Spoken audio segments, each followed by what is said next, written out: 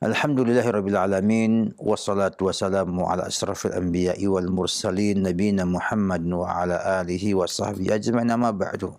Kaum muslimin pemerhati roja dimanapun antum berada, alhamdulillah kita bersyukur pada Allah Subhanahu wa taala dan terus bersyukur dan mudah-mudahan tidak berhenti bersyukur kepada Allah Subhanahu wa taala. Sebab nikmat yang Allah berikan juga tidak pernah berhenti kepada kita semua. Kemudian juga kita berselawat kepada Rasulullah SAW yang telah menjadi perantara antara kita dengan Allah Subhanahu wa taala dalam menjelaskan syariat yang Allah kehendaki ini. Syariat yang Allah inginkan dari kita untuk kita amalkan, kita terapkan dalam kehidupan kita sehari-hari.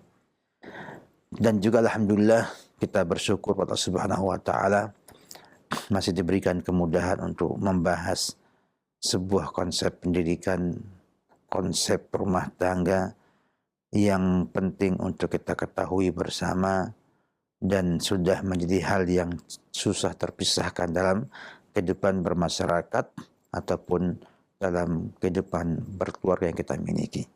Semoga Allah Subhanahu wa taala memudahkan kita untuk bisa mengamalkan ini, bisa dimudahkan untuk bisa menjelaskan dengan baik konsep yang mulia yang Allah tetapkan untuk kita semua. Kaum muslimin pemerhati roja di mana berada, alhamdulillah pada perjumpaan terdahulu sampaikan tentang permasalahan perwalian dan kita pada pagi ini mencoba untuk menjelaskan tentang sebab perwalian.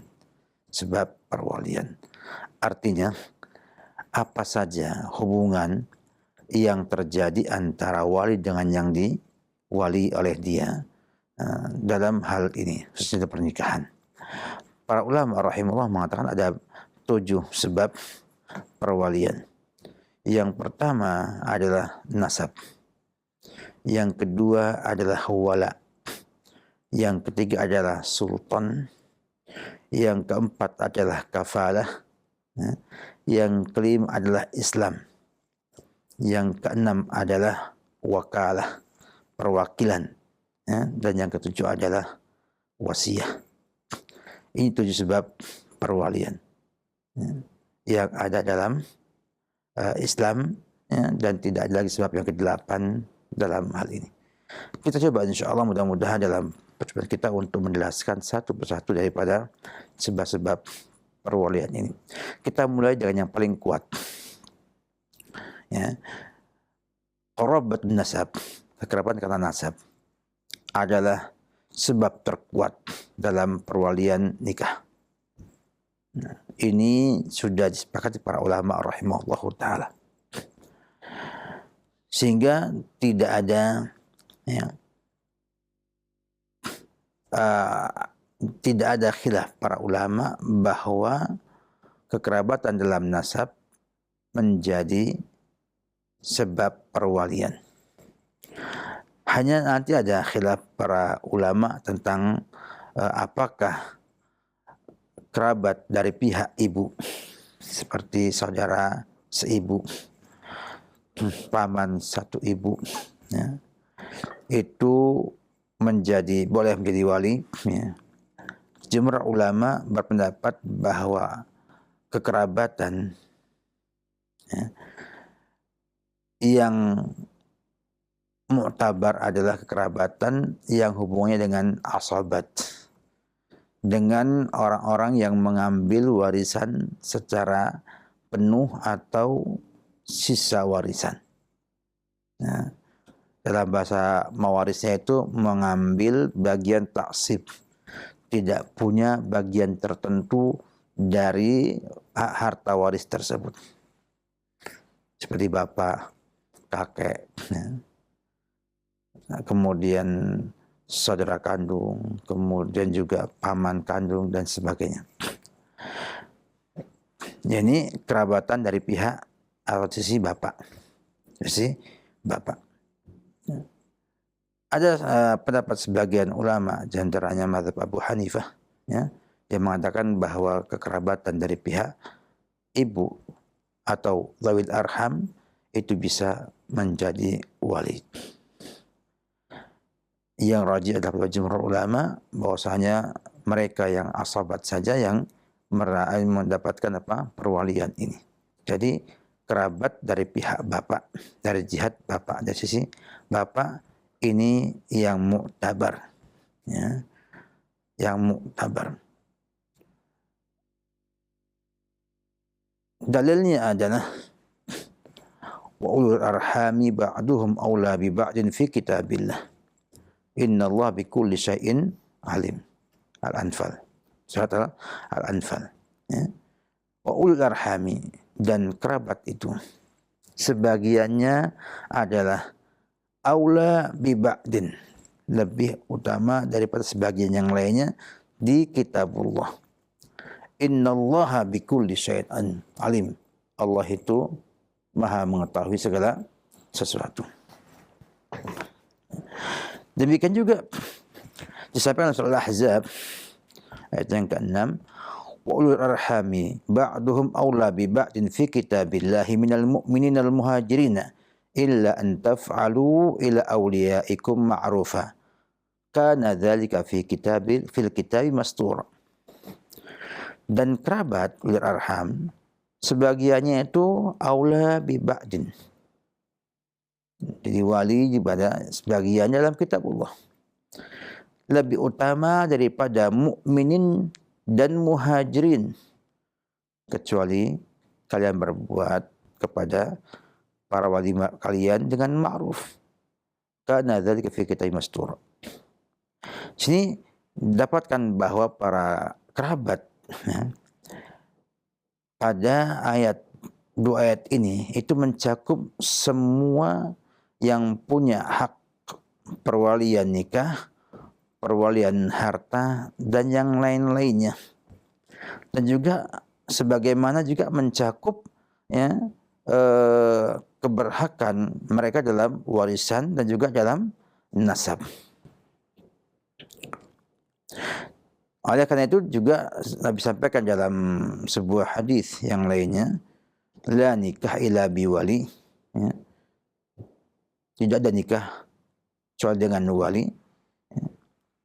Sampaikan menunjukkan bahwa ada di sana nasab yang paling dekat kepada seorang wanita itu lebih didahulukan daripada yang agak menjauh.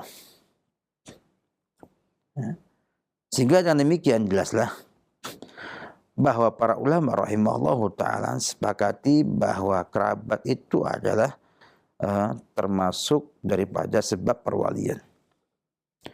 Khilafnya adalah pada permasalahan apakah hanya dari kerabat, dari sisi bapak yang bisa jadi wali, atau juga dari pihak ibu, yang rajih pihak bapak. Sehingga saudara satu ibu, paman satu ibu itu nggak masuk dalam perwalian. Kemudian juga di sana ternyata ada beberapa hal yang masih ada persisihan para ulama rahimahullahu ta'ala. Itu pada anak. Anak ini secara nasab kuat dengan sang ibu. Bahkan ia termasuk didahulukan dalam asabah, ya, dengan adanya yang lainnya. Artinya dia mendapatkan bagian warisan yang tersisa, padahal ada yang lainnya dari saudara ibu tersebut. Namun, ya, para ulama rahimahullahu ta'ala, ya, berbeda pendapat tentang hal ini. Sebagiannya yang menjadikan anak ini tidak masuk dalam perwalian, ada yang masuk dalam perwalian. Yang rajih wallahu a'lam bishawab masuk dalam perwalian. Sehingga dengan demikian ada beberapa hal yang kita perlu perhatikan dalam khilaf para ulama di rinciannya. Ya, sepakat bahwasanya kerabat tadi sebab perwalian, tapi ada permasalahan yang disampaikan para ulama. Di antaranya adalah tadi tentang anak, yang kedua tentang kerabat dari pihak ibu, seperti misalnya bapaknya ibu, ya, saudara satu ibu, ya, paman ibu, ya, yang dia itu adalah kerabat dari sisi ibu, bukan dari sisi bapak. Ada yang mengatakan bahwa mereka bukanlah wali bagi sang wanita tersebut. Wali hanya pada kerabat sisi bapak. Ini kependapat jumhur ulama rahimahullahu taala. Di antara juga adalah mazhab al-arba'ah. Ada pendapat yang kedua yang mengatakan bahwa semua yang mewarisi baik dengan furud, zawil furud yang punya bagian khusus sepertengah, sepertiga dan juga seperempat, ya, itu berhak jadi wali nikah. Ini satu di antara riwayat dari Abu Hanifah. Ya, Abu Hanifah. Ya. Khilaf ini muncul dari sebab apakah, ya, wa ulul arhami ba'duhum aula bi ba'din fi kitabillah ini umum dalam semua hal, mutlak, ya, atau hanya sebagian daripada kekerabatan, yaitu yang dia itu namanya ahlu taksib, atau dia itu asabat, dia seorang wanita. Nah, jumhur jelas mengatakan bahwa yang dinamakan kerabat di sini adalah al-asabah khusus. Nah, ada juga riwayat yang kedua dari Abu Hanifah tadi yang mengatakan bahwa yang penting itu adalah mutlaqul qarabah. Artinya asal dia kerabat masuk dalam perwalian. Hanya mereka mengatakan bahwa al-asabah itu muqaddam, lebih didahulukan syarat takdim, ya, adalah asabah ini. Sehingga tidak ada perwalian bagi zawil arham yang kekerabatan ini, ya, kalau masih ada yang asabatnya. Sehingga apabila tidak ada lagi bagian asabat, nggak ada lagi bapak, nggak ada lagi saudara sekandung, nggak ada lagi paman, ya, dari pihak bapak, maka zawil arham ini bisa menjadi wali bagi perempuan tersebut.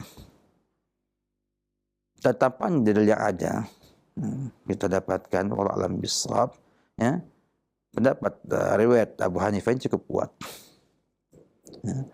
Karena Allah Subhanahu wa taala mengatakan wa ulul arhami ba'duhum aula bi ba'din fi kitabillah.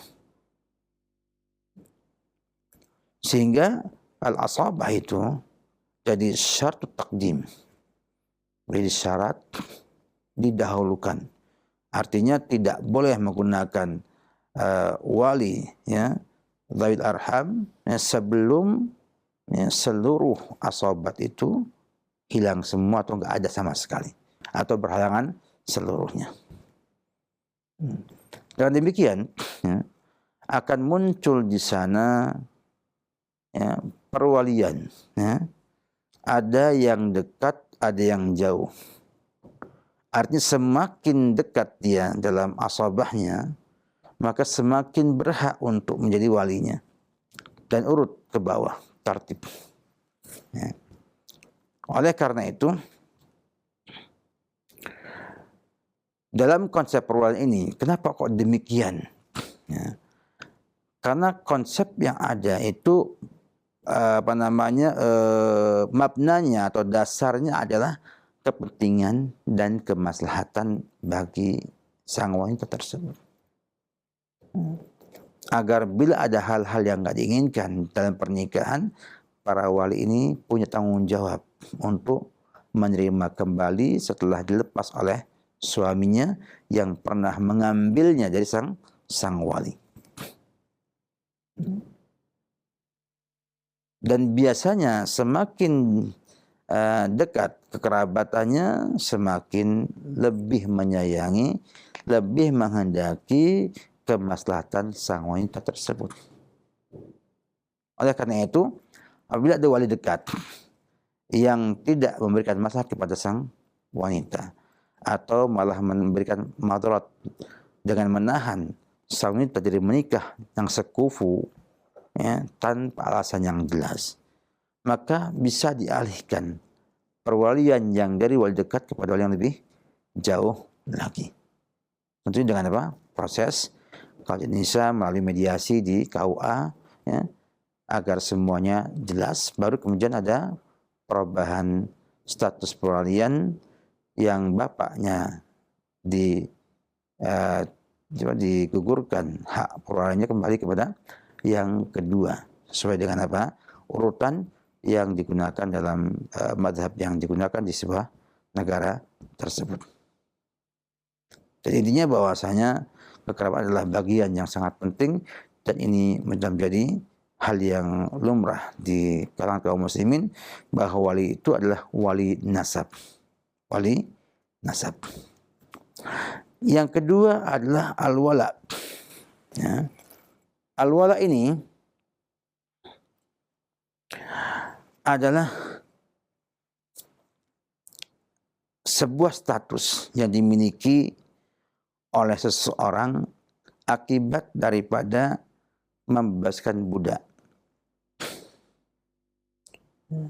Artinya kalau saya misalnya membeli budak, kemudian memerdekakannya, maka saya adalah maula bagi sang budak tersebut. Saya punya hak wala. Punya hak wala. Ya. Dan tampaknya di sini, kalau di negara kita atau di Indonesia saat ini tidak ada lagi wala ini. Ya, enggak lagi wala ini. Kenapa demikian? Karena tidak ada lagi perbudakan di dunia saat ini.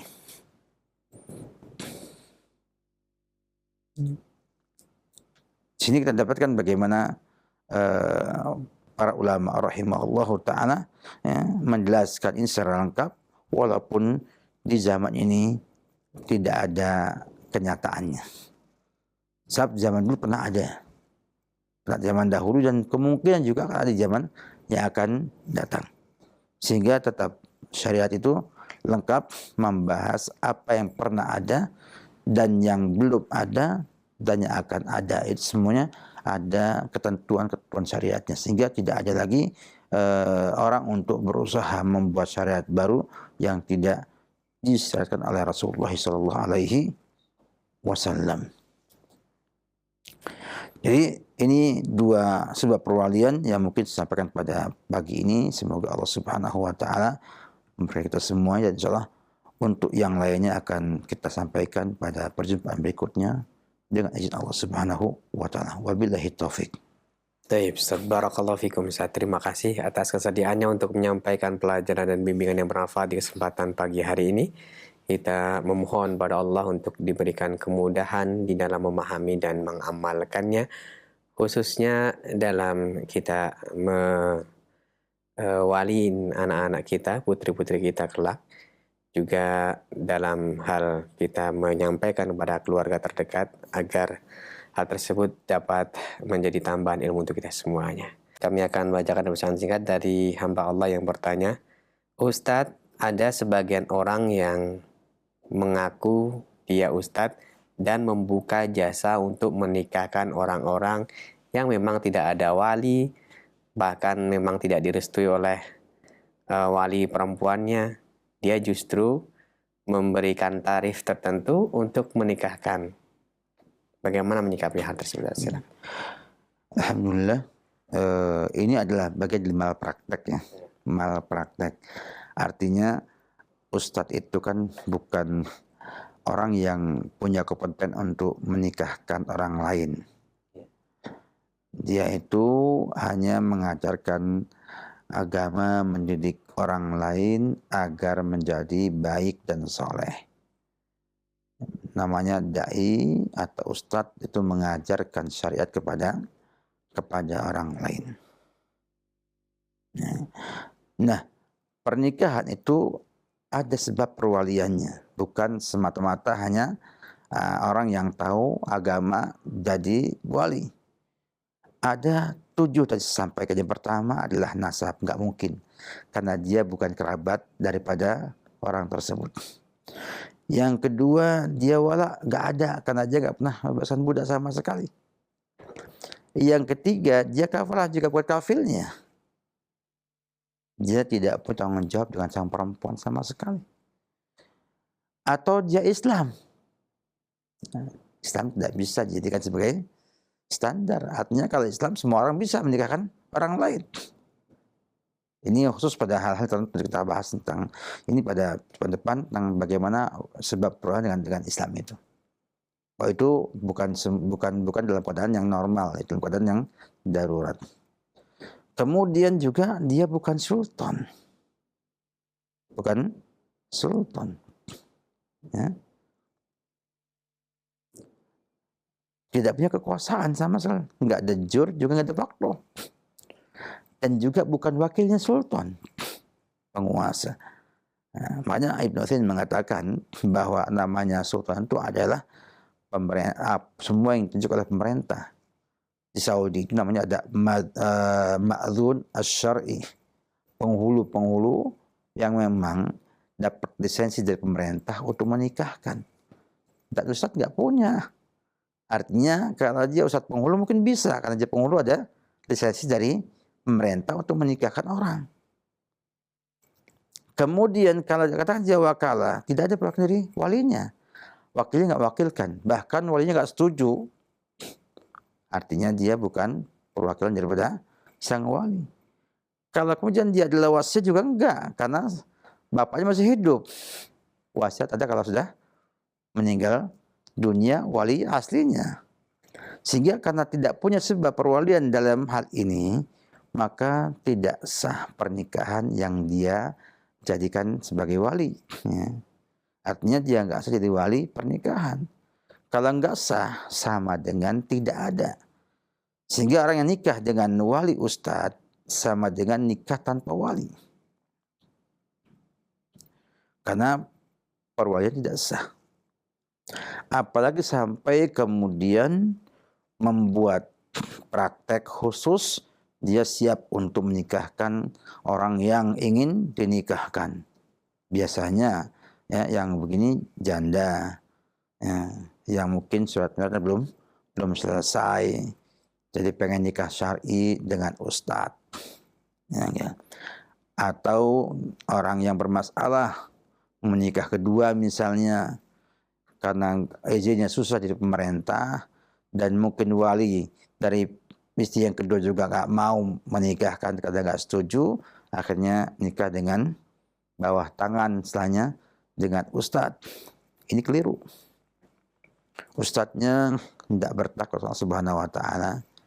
Ya, jangan sampai berani berbuat karena efeknya sangat besar.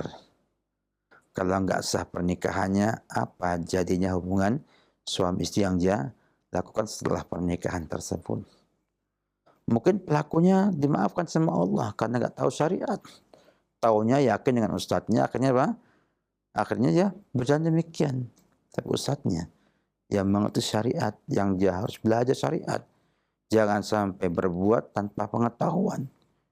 Dia harusnya belajar lagi tentang fikih usrah, ya, dengan sungguh-sungguh, baca kitab para ulama yang ada, ya, kemudian ya, memahami dengan benar, kalau perlu konsultasi dengan para ulama, para ustadz yang memang sudah ada di bidang tersebut lama, ya, untuk apa? Untuk mengambil pelajarannya. Baru kemudian melaksanakan yang sudah ditetapkan oleh syariat.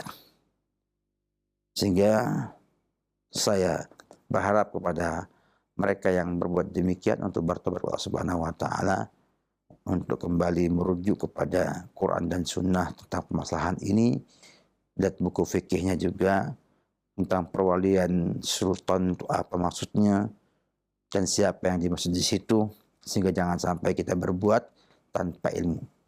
Wala takfu ma laysa laka bihi ilmun, inna sam'a wal fuada kana ula'aka anhu mas'ula. Jadi semua akan ada pertanggungjawaban dari Allah Subhanahu wa Ta'ala, semua yang kita kerjakan. Oleh karena itu, hendaknya bertaubat kepada Allah Subhanahu wa Ta'ala dan memperbaiki yang ada, dan tidak membuka praktek seperti ini tanpa izin dari pemerintah. Ya, kalau memang pemerintah memberikan izin kepada si fulan untuk menikahkan, masih memungkinkan ia untuk menikahkan sebagai petugas pernikahan. Tapi itu pun ada ketentuan-ketentuannya yang tidak bisa dilanggar oleh dia. Wallahu a'lam bishawab. Terima kasih atas jawabannya. Selanjutnya kami berikan kesempatan kembali. Silahkan bagi Anda yang ingin masuk dan bertanya langsung kepada Ustadz di kesempatan kali ini. Halo? Halo, Iya, dengan siapa di mana Bapak? dari Pekanbaru, Ambaulo, di Pekanbaru. Silakan Bapak, mohon maaf dikecilkan dulu volume televisinya sehingga nanti Ustadz bisa menyimak pertanyaan Bapak dengan jelas ya. Begitu ya, oke Pak. Ya. Assalamualaikum Pak Ustaz. Waalaikumsalam warahmatullahi wabarakatuh. Saya mau tanya, kalau bapaknya sudah meninggal, yang ada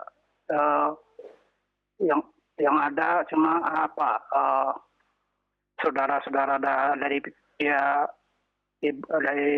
dari pihak ibu. Saudara dari pihak Bapak semua sudah nggak ada yang laki-laki? Nggak ada Pak, cuma saya dengan bapaknya itu ibu saya dan ibunya kakak beradik gitu.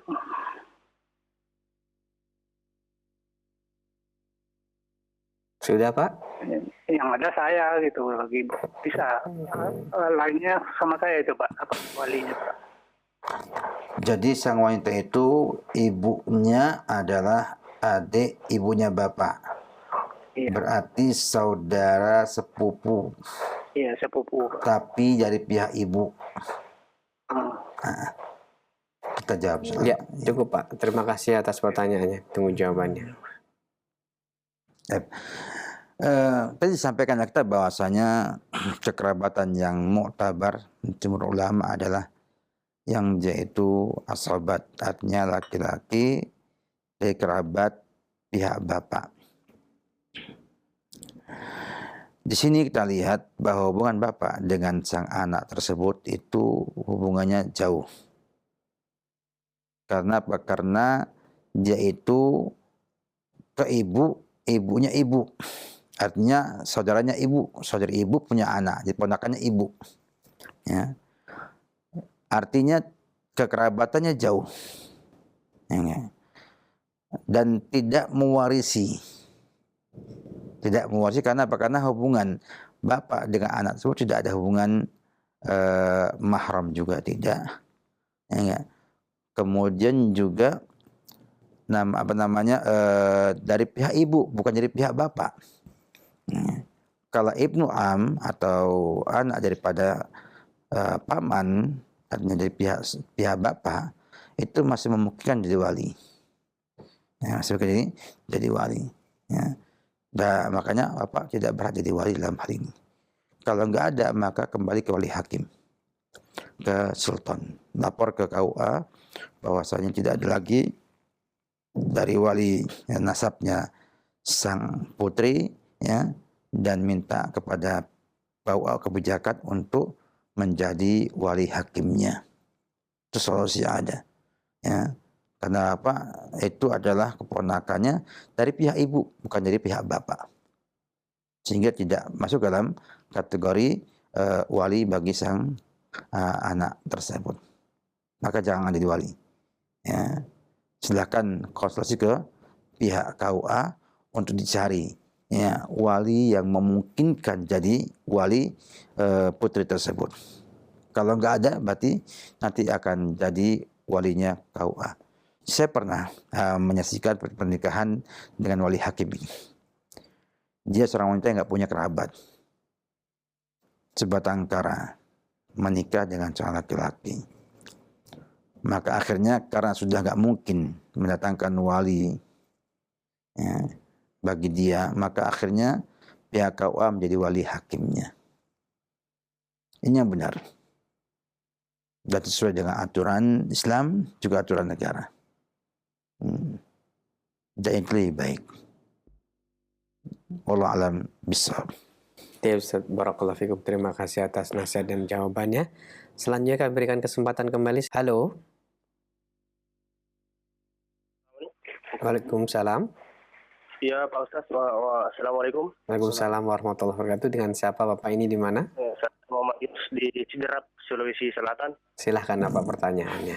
Ditanyakan, kan kebanyakan biasanya orang tua itu mengangkat seorang anak, misalnya anak perempuan di panti asuhan. Kemudian pada saat ingin dinikahkan, kita nggak tahu siapa orang tuanya. Iya. Nah, jadi siapa yang pantas Pak Ustaz untuk jadi wali anak itu? Iya. Terima kasih Pak Ustaz. Assalamualaikum Waalaikumsalam warahmatullahi wabarakatuh. Yang pantas adalah sultan, kata Nabi kita Muhammad SAW, sultanu waliyun liman laisa lahu wali. Bila ada anak perempuan nggak jelas siapa bapak ibunya, artinya tidak mampu dilacak. Anak ditinggal di panti asuhan sejak kecil, orang tua sudah nggak ngurus dan tidak punya data. Karena saya yakin dia punya orang tua, karena nggak mungkin lahir tanpa bapak dan ibu, ya. Tapi keduanya hilang atau menghilang dan tidak memberikan data kepada panti asuhan tentang anaknya tersebut dengan banyak sebab. Maka dia dianggap orang yang tidak punya wali. Maka siapa yang tidak punya wali yang sah dalam Islam, maka walinya adalah pemerintah. Di Indonesia itu pemerintah menetapkan Kementerian Agama sebagai penanggung jawabnya. Kementerian Agama memberikan tugas kepada KUA dan para penghulu untuk menikahkan kaum muslimin. Dari mencatat, menyaksikan, dan menikahkan kalau memang dibutuhkan. Di setiap negara berbeda kebijakannya. Bahkan di Indonesia juga ada namanya catatan sipil yang juga dapatkan dari pihak pemerintah izin untuk mencatat pernikahan yang ada. Apakah dibolehkan juga menikah? Saya nggak tahu. Ya, kemungkinan kalau boleh pemerintah maka dia boleh menikahkan. Tapi kalau hanya mencatat saja, ya mencatat saja. Catatan sipil ini. Sehingga kalau demikian keadaannya, maka Bapak bisa bicara kepada KUA setempat menjelaskan kondisi anak tersebut. Jangan kemudian karena merasa berjasa memelihara dia, merawat dia sejak bayi sampai dewasa, kemudian melupakan konsep syariat, pengen menjadi walinya. Ya, serahkan sama KUA. Juga jelas sama anak tersebut bahwa kami hanya memelihara, merawat Anda, dan pahala mengalir. Ya, karena Anda telah memberi makan, itu banyak pahalanya. Nabi tanya oleh sahabat Nabi, amal apa yang paling utama? Sudah menjawab, it'amut ta'am, memberi makan. Artinya orang yang merawat anak yang tidak punya kerabat, tidak punya siapa-siapa, itu berpahala besar. Dan cukup sebagai pahala untuk kita semua. Maka kalau dia nggak punya wali lagi, ya, maka silakan serahkan kepada KUA sebagai wali hakim untuk menikahkannya secara syariat dan secara negara. Wabillahi taufik. Baik Ustaz, terima kasih atas nasihat dan jawabannya. Semoga bermanfaat untuk yang bertanya khususnya dan juga kita yang menyimak pada kesempatan kali ini. Selanjutnya kami berikan kesempatan kembali masih di layanan telepon. Halo. Silahkan. Halo. Assalamualaikum. Waalaikumsalam warahmatullahi wabarakatuh. Bapak dengan siapa ini di mana? Ini dari Hamba Allah di Pekanbaru yang tadi itu, Pak. Oh iya. Saya ingin meluruskannya yang masalah yang tadi itu. Anak yang kawin ini itu laki-laki, Pak. Kalau laki-laki mah nggak perlu. Anak yang kawin itu bukan putrinya, atau laki-laki. Gitu. Jadi itu pihak yang anak. Halo. Pihak yang anak gimana maksudnya Pak? Ya kurang lebih seperti itu ya. Iya, artinya kalau dia laki-laki, maka laki nggak butuh perwalian. Yang butuh hanya wanita. Kalau seandainya sang wanita itu juga nggak punya wali, ya wali hakim yang akan menikahkannya. Iya. Kalau dia ada, maka dicari yang memungkinkan untuk menikahkannya. Karena wanita itu harus dinikahkan. Kalau laki menikahi. Jadi bedanya apa? Bedanya kalau wanita itu tidak boleh menikah sendiri. Dia harus melalui perwalian untuk menikahkannya. Kalau laki-laki itu dia bisa menikah sendiri. Ya. Ada bapak, nggak ada bapak, dia boleh menikah. Bahkan izin orang tua pun bukan kewajiban dan bukan syarat bagi dia. Dia boleh menikah tanpa izin kedua orang tuanya, walaupun tidak baik. Artinya tetap yang baik adalah apa? Semuanya dengan keterbukaan, komunikasi yang baik dengan orang tua, sehingga pernikahan lebih enak, lebih berkah insyaallah ta'ala. Allah alam bisawab. Baik, semoga bisa dipahami oleh Bapak yang bertanya tadi dan kita semuanya. Kita akan beralih ke pesan singkat yang telah masuk. Assalamualaikum warahmatullahi wabarakatuh, Ustaz. Manakah yang lebih kita dahulukan untuk menikahkan anak perempuan antara saudara laki-laki, yaitu saudara kandungnya, atau paman kandung dari pihak ayah? Karena ayahnya sudah meninggal. Jazakumullahu khairan, Ustaz. Memang ada perbedaan pendapat para ulama tentang tertib atau urutan pernikahan itu, perwalian tersebut. Ya. Jadi kalau pendapat saya adalah kembali kepada apa yang menjadi perundang-undangan di negara kita saja. Ya. Jadi bisa mengarahkan kepada KUA untuk menunjuk siapa kira-kira yang lebih dekat dalam mazhab yang ada tersebut. Karena kita ada beberapa perbedaan ulama tentang, misalnya kita akan bahas soal pada perjumpaan depan ya, tentang siapa saja perwalian itu dan siapakah yang akrab dan yang abad. Ya. Sehingga kalau saya melihat kepada ini semua, maka paman kandung, paman daripada bapak atau paman saudara bapak atau pamannya dia itu lebih berhak daripada saudara sekandungnya. Ya. Karena dia lebih dekat kepada apa? Kepada sang bapak. Tapi tetap saja kita harap kepada para penanya untuk bertanya kepada KUA tentang urutan tersebut. Kenapa? Karena kita mengikuti mazhab yang ada di negara kita, ya, berkenaan dengan apa? Yaitu apakah di KUA itu menggunakan mazhab Syafi'iyah atau yang lain, kita belum tahu. Apakah sama serempak ada aturan dari pemerintah untuk semua KUA se-Indonesia, ataukah ada di sana KUA-nya punya hak untuk beristihad merajihkan pendapat yang sudah ada. Karena memang ada khilaf tentang tertib atau urutan dalam perwalian tersebut. Wallahu a'lam bishawab. Baik, Ustaz, terima kasih atas jawabannya. Berikut ini kami akan bacakan kembali masih dari pesan singkat. Afan Ustaz, siapa yang berdosa dalam hal ini? Ibu atau si anak perempuan? Di mana anak perempuan tersebut menikah tanpa restu dari ibu dan menggunakan wali hakim karena seorang ibu tidak setuju dengan calon pilihan si anak perempuannya.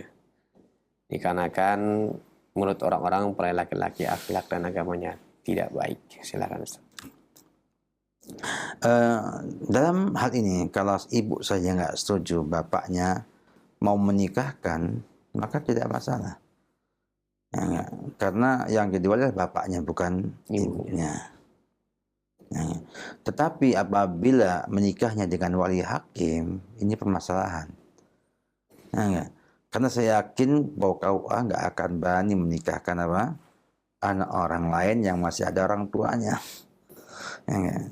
Tapi kalau wali hakim ini maksudnya adalah ustadz atau temannya, karena saya juga mendapatkan sebagian pertanyaan di beberapa majlis saya menikah dengan wali hakim. Saya tanya siapa wali hakimnya? Temannya yang ditunjuk sebagai wali hakim oleh dia. Artinya ada di sini berkembang juga pemahaman, saya nggak dari mana asalnya, ya nggak? Bukannya ustadz, bahkan temennya. Jadi kalau misalnya berlima, dua kamu saksi, dua orang ya, nanti kamu jadi wali hakimnya ya. Jadi yang duanya apa? Dinikahkan.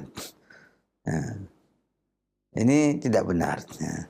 Kenapa? Karena wali hakim itu adalah pemerintah.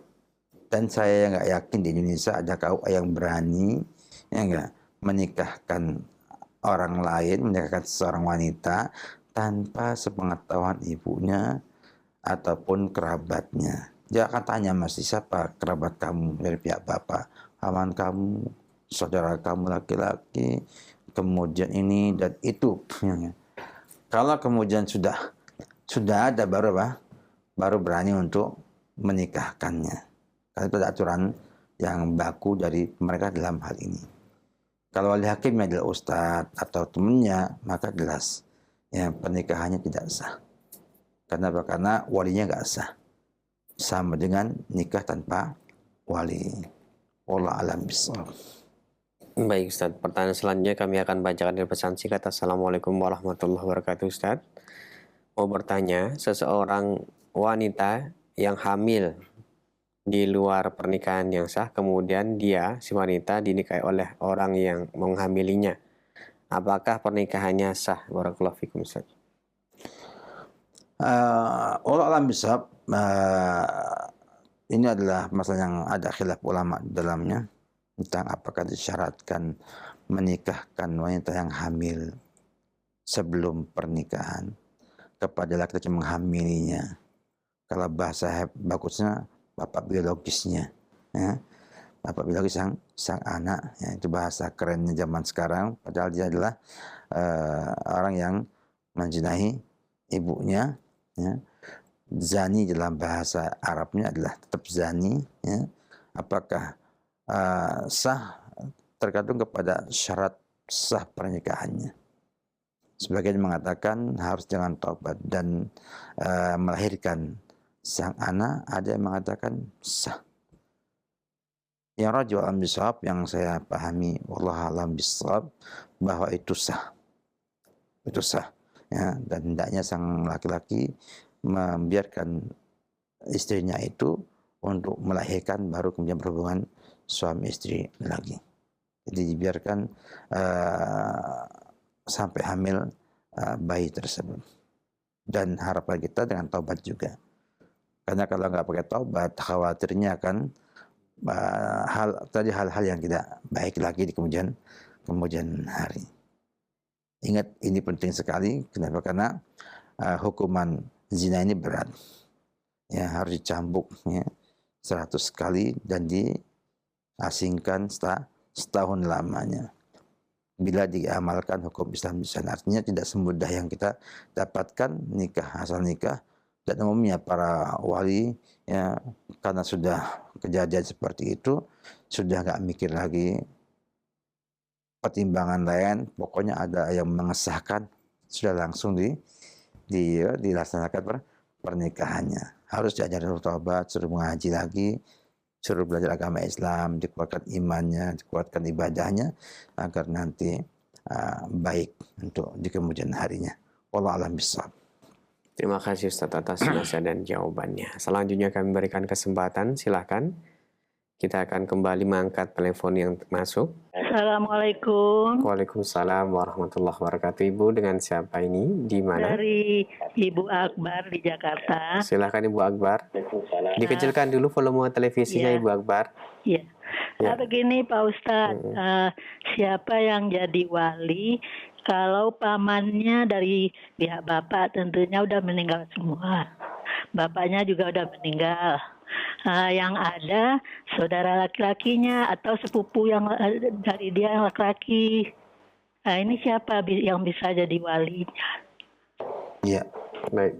Iya, mohon penjelasannya Pak Ustadz. Iya. Insyaallah. Assalamualaikum warahmatullahi Waalaikumsalam. wabarakatuh. Jazakumullahu khair. Oh iya. Baik. Apabila ada saudara kandungnya dengan saudara atau ponakan bapaknya atau sepupu, maka saudara kandungnya adalah yang menikahkannya, bukan sepupunya, ya. Karena memang dalam urutannya ya, tentunya lebih berhak saudara kandungnya daripada saudara sepupunya. Ya, dari sisi waris juga dia masuk dalam asabat, ya, dan ia menghijabi atau menutup hak warisnya sepupu tersebut. Jadi kepada saudara kandungnya yang menikahkan putri tersebut. Dan lebih mudahnya sebetulnya Bapak Ibu sekalian, ya, negara Indonesia alhamdulillah dalam pernikahan mengikuti syariat Islam. Ya, sehingga kita bisa merujuk kepada aturan-aturan ada di sana yang nanti bisa memudahkan Bapak Ibu sekalian dalam menikahkan kerabat ataupun anak-anak ibu bapak sekalian. Ya. Saya sangat mengajukan sekali karena saya melihat bahwa mereka pada asalnya itu tidak mempersulit. Aturannya itu mudah. Hanya mungkin oknum-oknum yang kadang-kadang sulit pernikahannya ada. Ya, secara inti KUA itu dalam aturan-aturan saya dapatkan dan saya pelajari itu tidak ada yang susah. Semuanya itu mudah. Ya. Ya, walaupun ada pernikahan harus 10 hari minimal dari pengajuan, tapi juga aja punya solusi untuk kurang dari 10 hari dengan minta rekomendasi kecamatan untuk mereka mengajukan rekomendasi untuk mempercepat pernikahan dan bisa dipercepat pernikahannya. Artinya semuanya ada aturan yang jelas yang bisa kita gunakan untuk kepentingan pernikahan secara umum. Nah, mudah-mudahan Allah Subhanahu wa taala ya memperbaiki negara kita ini, perundang-undangan semakin baik, semakin sesuai dengan syariat Islam sehingga kita semua lebih mudah ya mengikuti pemerintah daripada kita menyisihi pemerintah dalam semua hal. Wallahu a'lam bishawab. Baik, Ustaz, terima kasih atas nasihatnya. Selanjutnya kami akan berikan kesempatan kembali, silahkan. Untuk telepon yang berikut ini, kami berikan kesempatan bertanya. Halo. Assalamualaikum. Waalaikumsalam warahmatullahi wabarakatuh. Ibu dengan siapa ini di mana? Dari Mama Rizky. Silahkan. Assalamualaikum Pak Ustaz. Assalamualaikum. Ini ada yang saudara saya kan mau nikah perempuan, tapi tuh bapaknya sudah meninggal. Terus kan kita pertemuan, terus katanya yang menikahkan kakak dari ibu yang pertama. Jadi itu satu bapak dua ibu. Yang ini yang mau nikah ibu yang ibu yang kedua. Jadi mau menikahkannya anak kakak yang ibu yang pertama. Jadi dua ibu gitu Pak Ustadz, gimana tuh? Gimana Bu, dua ibu? Kan cuma satu lahirnya. Jadi yang meninggal kan misalnya suami meninggal pertama dapat anak 5, ada anak lakinya. Iya. Terus yang dia menikah lagi nih sama ibu yang kedua, punya anak perempuan ini mau nikah. Katanya nanti kakaknya yang pertama itu, yang dari ibu yang pertama itu yang menikahkan. Benar Berarti apa tidak? saudara sebapak Bu ya? Ya, satu bapak, dua ibu. Iya. Jadi yang katanya mau menikahkan yang pertama itu, yang ibu yang pertama yang meninggal. Nah, dia nikah lagi. Ada lagi nggak Bu yang lainnya selain itu dari keluarganya? Saya belum tanya sih, kalau belum tanya apa yang betul tuh siapa gitu Pak Ustadz. Iya kan gini Bu, kan ada urutan bapaknya ada nggak? Bapaknya sudah meninggal. Sudah meninggal. Kakeknya? Iya, makanya nih belum saya tanya sekali Pak Ustadz. Makanya kita perlu jelaskan semua Bu ya, karena ini masalahnya adalah masalah hukum syariat. Ya. Tolong jelaskan Pak Ustadz. Iya. Assalamualaikum. Assalamualaikum. Saya majukan tentang urutan yang ada. Kalau kita melihat kepada keterangan dari pemerintah ya, kalau kita buka di Kemenak itu ada 17 wali nikah. Ya. Karena nasab. Yang pertama itu bapak kandung. Ini urutannya di Kemenak. Ya. Yang kedua kakek. Bapak dari bapak. Ya. Atau bapak dari kakek. Buyut. Bapaknya bapak. Ya. Ya. Yang keempat, saudara laki-laki sebapak seibu. Saudara kandung. Yang kelima, saudara laki-laki sebapak. Ya. Kemudian yang keenam, anak laki-laki saudara laki-laki sebapak seibu. Yang ke-8, yang ke-7 adalah anak laki-laki dari saudara laki-laki sebapak. Yang ke-8 paman, saudara laki-laki dari bapak yang sekandung. Paman sebapak. Yang ke-10 anak paman sebapak seibu. Sekandung ya. 11 anak paman sebapak. 12 cucu paman sekandung. 7 paman sebapak. Kemudian paman bapak sebapak seibu. Ya enggak? 15 paman bapak sebapak. Yang 16 anak paman bapak sebapak seibu. Dan yang ke-17 anak paman bapak sebapak. Jadi ini semua adalah 17 yang ada dalam perundangan Indonesia ya, tentang urutan wali nasab. Sehingga bila dia punya kakak, saudara laki-laki sebapak, kayak tadi itu, dan dia masih punya bapak dari kakek atau kakek, ya, maka yang menikahkan adalah yang lebih tinggi. Ini kalau ngikuti Pak, undang-undang aja, karena dalam mazhab Hanabilah agak beda urutan dari yang ini. Ya. Sehingga kalau nggak ada lagi bapaknya, nggak ada kakeknya, nggak ada buyutnya, dan nggak ada saudara sekandung, maka saudara laki-laki sebapak bisa jadi walinya anak tersebut. Ya. Di sini kalau kita merujuk kepada keterangan Kemenak ya, dan agama Indonesia, maka dia berhak untuk menikahkan kalau 4 yang atas tidak ada. Maka perlu dijelaskan kembali, ditanyakan kembali kepada mereka, ada enggak wali-wali yang ada tuh, siapa aja kira-kira kerabat yang ada di mereka. Baru kita bisa melihat kepada siapa yang berhak di sana. Dan saudara sebapak pun itu termasuk wali yang diperkenankan untuk menikahkannya. Wallahu a'lam bishawab. Baik Ustaz, terima kasih atas jawabannya. Semoga bermanfaat untuk ibu yang bertanya tadi khususnya dan kita semuanya. Selanjutnya kami berikan kesempatan, silahkan. Halo. Halo. Iya, dengan siapa di mana? Waalaikumsalam warahmatullahi wabarakatuh. Dengan Bapak Dian di Bondowoso. Silahkan Bapak Dian, pertanyaannya. Kalau perwaliannya itu loncat, apakah boleh Ustaz? Maksudnya Pak? Maksudnya masih ada yang lebih dekat, tapi sengaja loncat ke yang lebih jauh gitu ya. Karena mungkin hubungannya kurang baik dengan yang perempuan itu, sehingga dia lari ke wali yang hubungannya lebih jauh. Itu boleh ya? Iya Pak. Ya. Sebenarnya ini banyak materi yang kita akan sampaikan pada pekan depan, sudah pada ditanyakan ya. Jadi sebetulnya kembali kepada khilafnya ulama tentang apakah urut adalah syarat atau bukan syarat. Ya. Tapi jumhur ulama memandang bahwa itu adalah syarat. Dalam artian ya, tidaklah diacak, diurut. Ya, diurut. Bila ada yang lebih dekat, maka yang lebih jauh nggak boleh.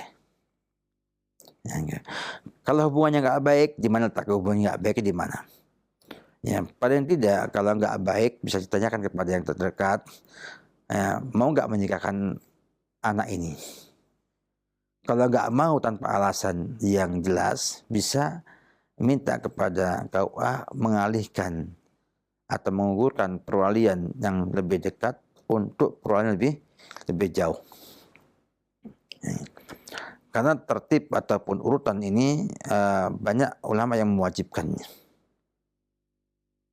Sehingga otomatis tidak boleh ya, wali yang lebih jauh menikahkan anak tersebut selama masih ada wali yang terdekat.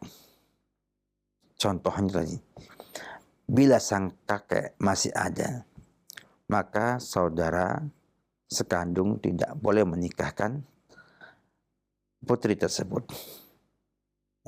gadis tersebut. Karena bahkan aja lebih jauh daripada sang kakek. Ya, menurut versi tadi ya, ketentuan dalam urutan perwalian menurut Kementerian Agama yang kayaknya berlaku di KUA. Nah, jadi semuanya itu bergantung kepada tadi. Sehingga tidak boleh, kalau hanya hubungan mungkin kalau dia adil ataupun nggak mau menikahkan tanpa ada alasan yang jelas, bahkan akan memberikan mudarat kepada sang wanita, maka bisa dialihkan kepada lebih jauh. Dan bihamdillah ada juga aturannya di Kemenak tentang permasalahan tersebut. Ada ketentuannya. Sehingga perpindahan wali itu ada ketentuannya. Ini walinya dianggap gugur, walinya karena apa? Karena merugikan sang wanita. Maka dipindahkan ke wali yang selanjutnya. Jadi tertib ini ya hukumnya wajib. Urutannya adalah hukumnya wajib. Wallahu a'lam bishawab. Ustaz, barakallahu fikum. Terima kasih atas kesediaannya untuk menjawab beberapa pertanyaan yang telah masuk baik dari pesan singkat maupun via telepon. Dan waktu juga yang akhirnya memisahkan pertemuan kita di kesempatan pagi hari ini. Sebelum kami akhiri, mohon Ustaz memberikan ihtitam ya Ustaz. Emang kita harus mengerti bersama bahwa cobaan anak zaman sekarang ini lebih hebat daripada zaman kita dahulu. Zaman kita tahun 70-an, 80-an itu subhanallah, ya enggak? Saya lihat dan saya rasakan itu lebih ringan ketimbang ujian anak sekarang dengan kondisi sekarang ini. Dari banyak sisi. Yang pertama dari jenis permainan yang ada. Teknologi yang ada. Terbukanya alam semesta di hadapan kita. Yang kedua, kesiapan anak juga. Anak dulu sejak kecil terbina orang tuanya dengan pilihannya khusus. Mereka bisa lihat rembulan, purnama, nggak sama dengan tidak purnama. Mereka masih menganggap belajar Al-Quran itu adalah kewajiban yang ditinggalkan setiap hari. Mereka nggak punya HP untuk main game. Sehingga tubuhnya kuat karena memang permainannya adalah gobak sodor, kemudian lari-lari, ya, dan yang sejenisnya. Yang itu butuhkan motorik yang cukup banyak dari kita semuanya. Di zaman sekarang ini, orang melihat rembulan itu sama aja. Tanggal 1 sampai tanggal 30 sama-sama terang. Ya, dengan listrik yang ada di mana tersebut, sehingga bisa menikmati indahnya alam semesta ini. Kemudian juga permainan, juga alat komunikasinya sudah mengerikan, sehingga kalau ada revolusi industri 4.0 ya, mungkin sekarang tinggal 5.0,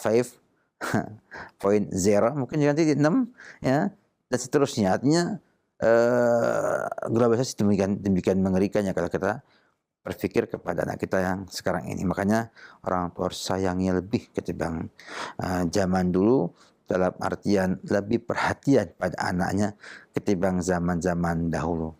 Dulu orang tua kita tinggal ngasih makan, anak belajar tanpa disuruh pun bisa. Sekarang nggak bisa.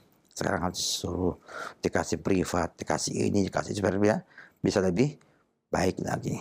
Maka sayangi mereka. Jangan sampai akibat kita lalai menganggap mereka sama dengan kita zaman dahulu, anak kita akan hancur dan rusak di zaman sekarang ini. Wabillahi taufik. Syukron, terima kasih kepada teman-teman di Studio Roja atas segala upaya yang ada, demikian juga para pecinta, pemerhati Roja, ya, atas perhatiannya, atas atensinya. Semoga Allah Subhanahu wa taala memberkati semuanya dan membimbing kita semua untuk hidup di atas sunnah Nabi kita Muhammad sallallahu alaihi wasallam. Amin. Amin. Salam Muhammad wa ala alihi wa sahbihi wasallam.